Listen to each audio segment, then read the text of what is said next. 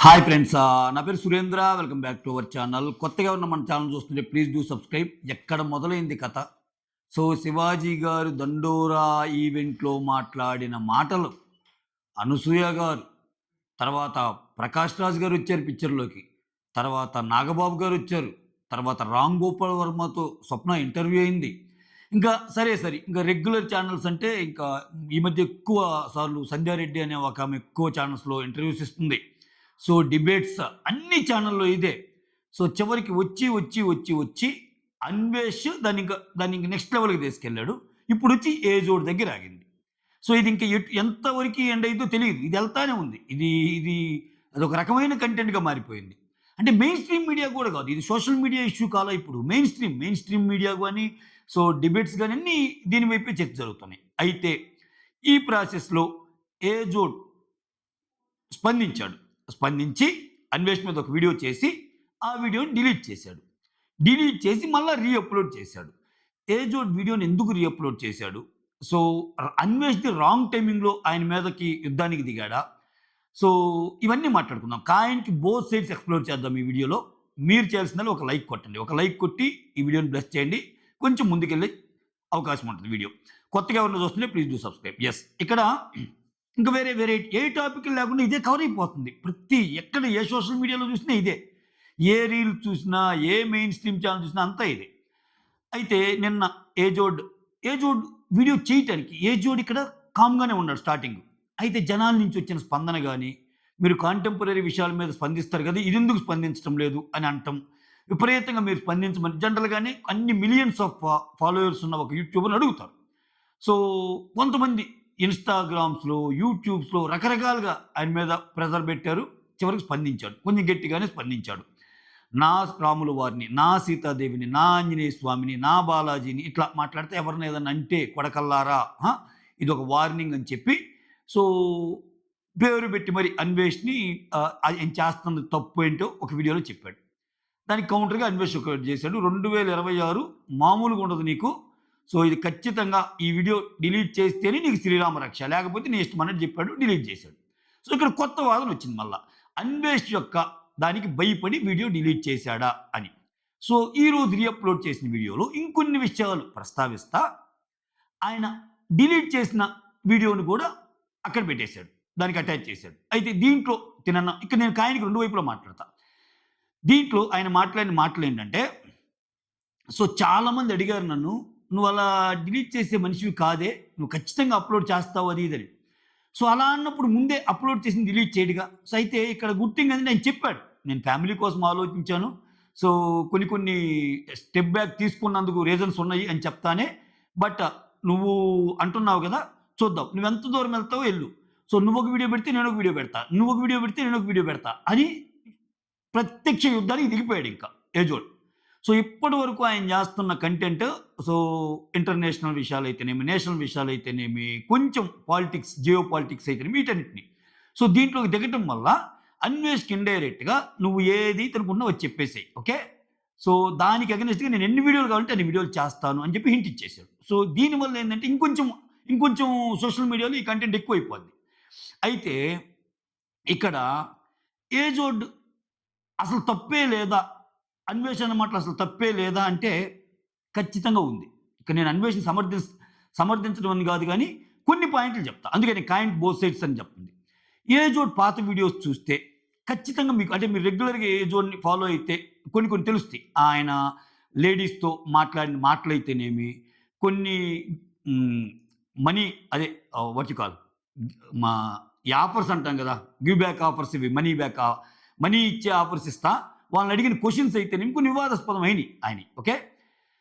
So, ఇటువంటి సిట్యుయేషన్‌లో ఆయన మాట్లాడిన మాటలు, ఆయన చేష్టలు గూడా వివాదాస్పదమైనయి. అయినప్పుడు ఆబ్వియస్‌గానే అంటే ఒక రకమైన కంటెంటే ఏజోడ్‌ది. కట్ జేస్తే ఒక 2, 3 ఏళ్లలో ఆయనేమనుకున్నాడో ఏమో మొత్తం మార్చేసాడు. అటైర్ గాని, మొత్తం చెప్పే విధానం గాని, మంచి ఆర్టిక్యులేషన్ స్కిల్స్ ఉన్నాయి. బాగా చెప్తాడు ఏ విషయాన్నైనా. సో, దానివల్ల జనంలోకి దూసుకెళ్ళిపోయాడు. వివాదాస్పదం లేకుండా ఆయన పని ఆయన చేసుకుంటున్నాడు. వాటెవర్ గతం ఏదైనా జరగనియబ్బా! ఇప్పుడేంది ఆయనకి తెలిసిన విషయ పరిజ్ఞానాన్ని, ఆయనకి తెలిసిన నాలెడ్జ్‌ని జనాలకి చెప్తున్నాడు. అది జనాలకెక్కింది. ఓకే. సో, అన్వేషణ ఒక్క మాట ఏందంటే, నువ్వేం తప్పులు చేయలేదా? నీ చరిత్ర కూడా నా దగ్గర ఉంది అని అంటం వెనకాల మనకు తెలిసింది ఈయేనా? ఇంకేమైనా తెలియని విషయాలు ఉన్నాయా? అనేది ఒక క్వెషన్ మార్క్ రైజ్ అయింది. సో, దానికి భయపడి ఏదన్నా ఇతను డిలీట్ చేశాడని. బట్ కాకపోతే ఇతనేంటి ఇంకా ఇంకా చెప్పడానికి ఏం లేదు నా గురించి. నేను ఏదైనా ఓపెన్‌గా ఉంటానని చెప్పేసాడు. చెప్పేయటం వల్ల రేపు అన్వేష్ ఏం చేస్తాడు అనేది మళ్ళా క్వెషన్ మార్క్. ఇక్కడ ఏమైంది? అన్వేష్ బత్తాయిల్లాగా మారారు అని చెప్పి ఒక వీడియో చేశాడు. దానికి అంత ఇది రాల. అంత బజ్ రాల. ఇక్కడ విచిత్రం ఏందంటే అన్వేష్‌కి కలిసి రాని టైము, వేరెవరికి కలిసొస్తున్న టైం అంటే ఆయన చేసుకున్నది. ఆయన మాట తీరు, ఆయన అంటే ఒక రకమైన మైండ్ అబ్బా ఆయనది. ఎంత మైండ్ అంటే చూడండి. అసలు ఎవ్వరు ఇష్టపడరు అట్లా చేస్తే. అన్వేష్ ఏం చేస్తాడంటే, ఒక వ్యక్తిని హీనాతి హీనంగా ఆడి క్యారెక్టర్‌ని కిందకి దించి మాట్లాడతాడు. కిందకి దించి. అయినా గాని ఈయనన్నోళ్ళందరూ పడాల. అది ఎవరైనా ఇంక పేర్లు ఎందుకు చాలా మందిని అన్నాడాయన. బట్ ఇతను ఒక్క మాట అంటే ఇప్పుడేంది ఏజోడు కూడా చాలా రోజుల నుంచి నడుస్తున్నా అతని మీద డైరెక్ట్‌గా వీడియో చేయలా. కానీ చేయాల్సొచ్చింది అందరూ అడిగేసరికి. చేస్తే వెంటనే దిగిపోయాడు. మర్యాదగా దియి అన్నాడు. అంటే ఇతను మర్చిపోయేదేందంటే, నువ్వు ఇంతమందిని తిడుతుంటావు గదా! నీకు వాక్ స్వాతంత్రం ఉంది గదా! అది ఏంది నువ్వు మామూలు వాక్ స్వాతంత్రం కాదు నాయన. అసలంటే లాలు గూడా అంటే ఏదైనా లా పరంగా మాట్లాడినా, ఏ పరంగా మాట్లాడినా నువ్వు మాట్లాడిన తప్పులే అవుతాయి. అంత కాంట్రోవర్సీస్ ఉంటాయి ఈయన మాటల్లో. అంత దారుణంగా మాట్లాడేటప్పుడు ఖచ్చితంగా ఎదుటోళ్ళు వాళ్ళ ఒపీనియన్‌ని సున్నితమైన విషయంలో ఇంకా ఆయన ఇదివరకు ఎట్టైనా ఉండని.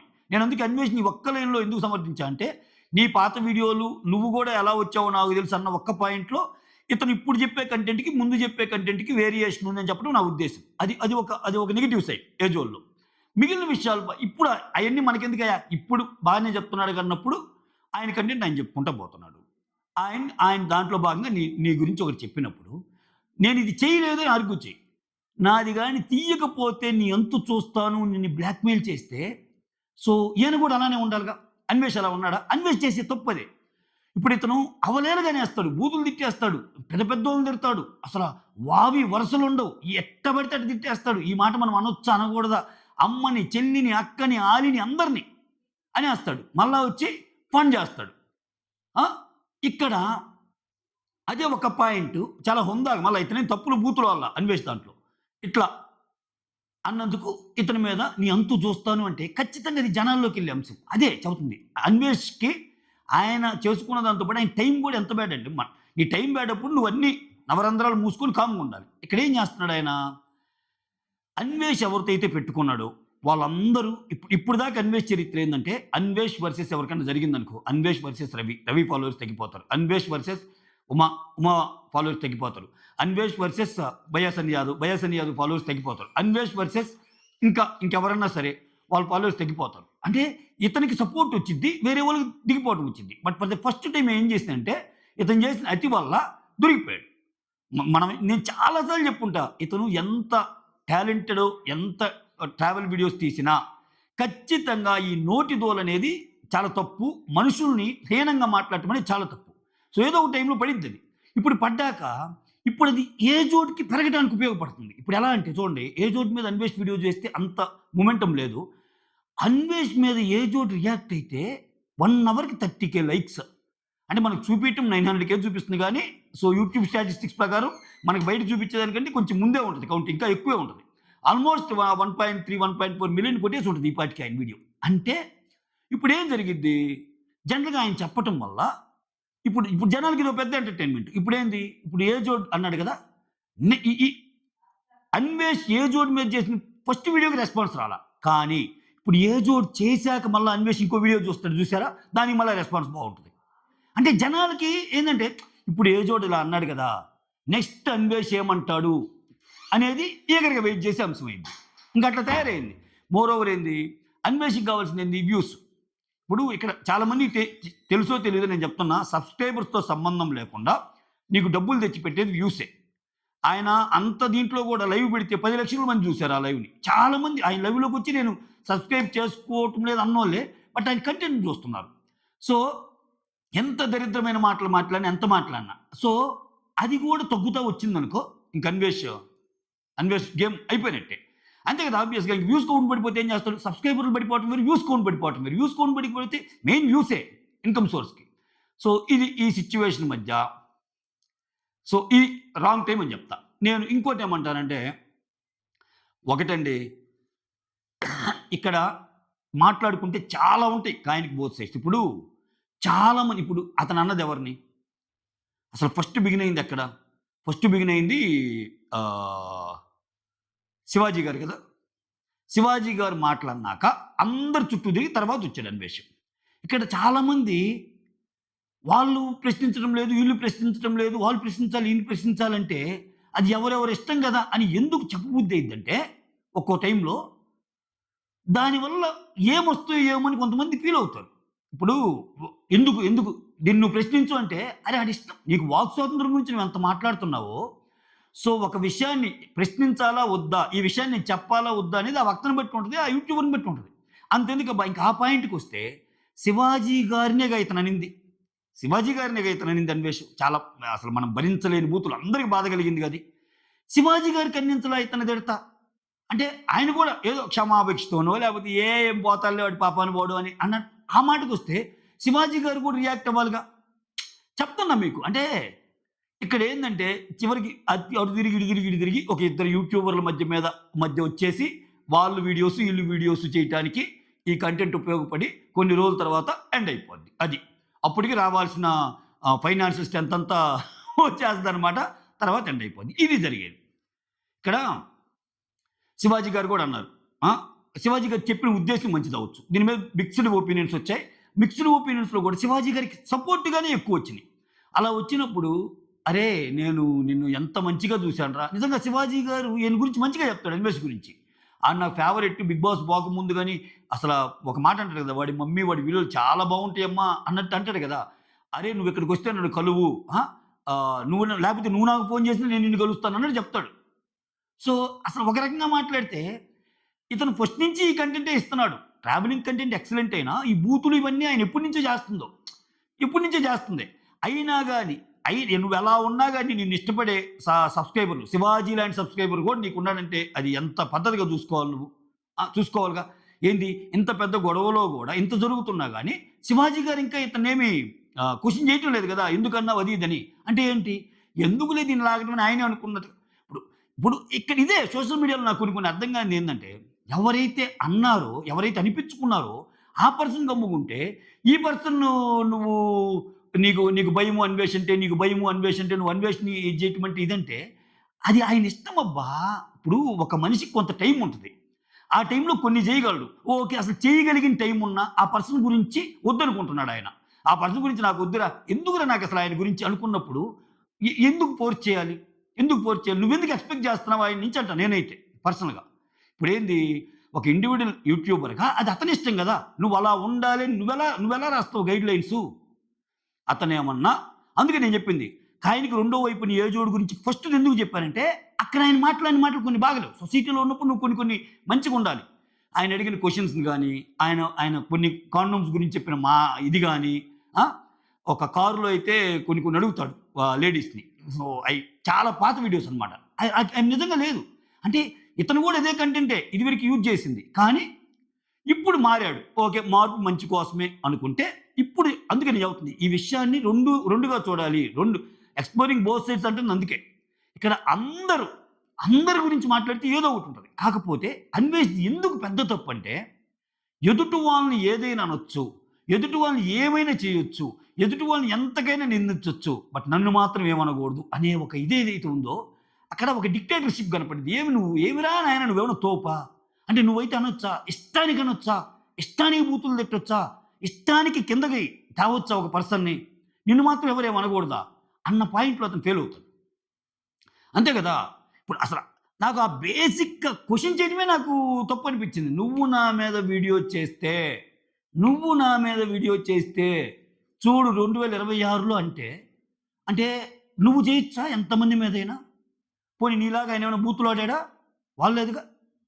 కొంచెం పద్ధతిగానే మాట్లాడాడుగా. కొంచెం కాదు చాలా పద్ధతిగానే మాట్లాడాడుగా. పద్ధతిగానే మాట్లాడాడుగా. సరే ఆయన మైండ్‌లో ఏముందో, ఆయన మైండ్‌లో అయ్యి అసల ఇయన్నీ ఎందుకు చేస్తున్నాడో అది నీకు తెలీదు, నాకు తెలీదు. అవి బయటపడిన రోజు దానికి కేటగారికల్‌గా ప్రూఫ్‌లున్న రోజు అప్పుడు మాట్లాడొచ్చు. ప్రస్తుతానికైతే ఆయన దేశంలో జరిగే విషయాలు చెప్తున్నాడు. ఓకే. దానికి చాలా మంది కనెక్ట్ అయ్యారు. చాలా మంది కనెక్ట్ అయ్యారు. సో ఇక్కడ ఏంటంటే ప్రాబ్లమ్ ఎక్కడ వస్తుందంటే చాలామందిని అబ్జర్వ్ చేస్తాను నేను. Sorry to say this. మనకి ఫాలోవర్స్ పెరిగారనుకో, ఆ! మన కష్టం చాలా ఉందనుకున్నట్టు అనుకుంటారు. అదే వేరే వాళ్ళకి ఫాలోవర్స్ పెరిగితే, ఏందిరా ఆయన చేస్తుంది ఊరగా అటు ఇటు అట్లా. కానీ నేనేమంటాను సొసైటీలో 2 ఉన్నారు. లక్ ఫేవర్ మీద పెరిగేవాళ్ళు ఉంటారు. టాలెంట్ మీద పెరిగేవాళ్ళు ఉంటారు. కాకపోతే నీకు ఫాలోవర్స్ పెరిగిన రోజు నువ్వు చాలా గ్రౌండెడ్‌గా ఉండు. ఎందుకంటే ఆ ఫాలోవర్స్ చూస్తేనే నీకు వ్యూవర్‌షిప్ వస్తది. ఆ వ్యూవర్‌షిప్ మీదనే నీకు మనీ జనరేట్ అయిద్ది. అదే నీకు సోర్స్ ఆఫ్ ఇన్‌కమ్ అయిద్ది. సో ఎంత పద్ధతిగా ఉండాలి. పద్ధతిని మర్చిపోయి ఇలా మాట్లాడటం వల్ల అసలు ఇష్టం లేకుండా ఒక్కోసారి అన్వేషణ చూస్తే ఇప్పుడు తగ్గుతున్నాడు గానీ, నాకు ఫ్యాన్స్ ఏంటి? అసలు నాకు ఫ్యాన్స్ ఉండమని నేనేమన్నా అన్నానా? అది వాళ్ళ తప్పు. ఇట్లా రెక్లెస్‌గా మాట్లాడిన మాటలు చాలా ఉన్నాయి. ఇవన్నీ లెక్కేసుకుంటే. సో, ఇవన్నీ చూసినప్పుడు ఇది ఇంతటితో ఆగిద్దా? లేదా డౌటే. ఓకే. ఇంతటితో ఆగిద్దా? లేదా డౌటే. ఇంకా ముందుకు కూడా ఎళ్ళొచ్చు. ఇంకొన్ని కొత్త పాత్రలు రావచ్చు. సో, ఎటెటో టర్న్ అవుతుంది స్వామి. ఎక్కడో ఇదయ్యి, ఎక్కడో టర్న్ అవుతుంది. చూద్దాం. మొత్తానికి మాత్రం ఇప్పుడేమైద్దంటే, ఏజోడు ఇంకా వీడియోస్ పెంచే అవకాశం ఉంటది. ఇక్కడ ఒక చిన్న లాజిక్ ఉంటదండి. ఎంత లేదనుకున్నా యూట్యూబర్సు యూట్యూబ్‌లో వీడియోస్ పెట్టేది కొంత వాళ్ళ భావజాలాన్ని ప్రకటించుకోవటానికి. సో, ఇంకొకటి మనీ కోసమే. ఎవరన్నా నేను మనీ కోసం గాదు, నేను శ్రీరామచంద్రుడిని, నేను ఒక థాట్ ప్రాసెస్‌తో వచ్చానంటే నమ్మొద్దు. ఎవ్వరైనా నమ్మొద్దు. అది నేను చెప్పినా, ఎవరు చెప్పినా అబద్ధమే. అలాంటప్పుడు ఓన్లీ నీ థాట్ ప్రాసెస్ అయితే మానిటైజేషన్ ఆఫ్ చేసుకో. మానిటైజేషన్ ఆఫ్ చేసి నీ నినాదాలను పంపించేసుకో. ఓకే. అర్ధరాత్రి అని లేకుండా, అపరాత్రి అని లేకుండా, పగలని లేకుండా, సాయంత్రం లేకుండా కష్టపడేది ఆ ఎండ్ ఆఫ్ ది మంత్ వచ్చే డబ్బు కోసమే. అది చెప్పరు. కంఫర్టబుల్‌గా అది చెప్పకుండా ఏదేదో సోది చెప్తారు. ఇప్పుడు నాకున్న సబ్స్క్రైబర్లు నికార్సోళ్ళు అంటాడు అన్వేష్. సో ఏజోడు ఏముంది అంటాడు. ఏజోడు ఏమంటాడు? అరే నేను నీలాగా బూతులేం వాడు సంపాదించడం లేదని నేను నికార్స్‌గా నాకు తెలిసిన జ్ఞానం సంపాదిస్తున్నానని ఆయన అంటాడు. ఇప్పుడు ఎవరి మీద వాళ్ళు కరెక్ట్. అది నేను అంటుంది. కంఫర్టబుల్‌గా ఎవరికి వాళ్ళు ఎలా ఊహించుకుంటారంటే నేను తోపు. నేను తోపు కంటెంట్ ఇస్తున్నారు కాబట్టి ఫాలోవర్స్ ఉన్నారు అని. సో, అది ఎక్కినప్పుడు ఏందంటే ఒక పద్ధతి అనేది కోల్పోతారు. కోల్పోయి ఇంక నేను మోనార్క్‌ని అసలు నేను వేరు, మిగిలినోళ్ళు వేరు. నాతో స్టార్ట్ చేసినోళ్ళందరూ నాకంటే వెనకున్నారు. ఈ డైలాగులు వస్తాయి. అంటే కొంచెం అహం పెరగటం. అహం పెరిగే ప్రాసెస్‌లో రకరకాల యాక్ట్స్ చేస్తారు. దానివల్ల జీవితాలు పోతాయి. సో, చూద్దాం ఈ అంశం ఇంకా ఎంతటితో ఆగిద్దో. That's all. Thank you so much for watching my video. Signing off మీ సురేంద్ర.